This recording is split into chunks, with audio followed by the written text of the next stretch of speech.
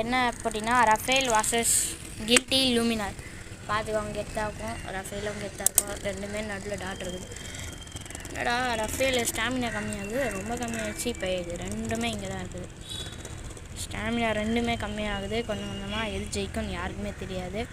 ஆனால் நம்ம guilty luminaire வந்து தோற்றுறோம் தான் நினைக்கிறேன். பார்த்தா தெரியும். ஏன்னா நம்மளோட இவனுக்கு ரஃபேலுக்கு ஸ்டாமினா அதிகம், கில்ட்டி லூமினாருக்கு அப்படி கிடையாது. Guilty luminaire ஜெயிச்சிச்சுங்க. கில்ட்டி லூமினார் தான் இந்த மேட்சோட வின்னர். நான் எதிரே பார்க்கல. எப்பயுமே இது கில்ட்டி ரஃபேல் தான் ஜெயிக்கும். இந்த வாட்டி என்னென்னா ரஃபேல் தோத்துருச்சு. இந்த வாட்டி கில்ட்டி லூமினார் எப்படி தோத்துச்சு எனக்கே தெரியல. இது வந்து ஆஷ்பரோ இதுதான் எப்படி ஜெயிச்சிச்சுன்னு கேட்டேன். ரஃபேல் தோத்துருச்சு, ஆனால் கில்ட்டி லூமினார் ஜெயிச்சிச்சு. சூப்பர். Okay, bye guys.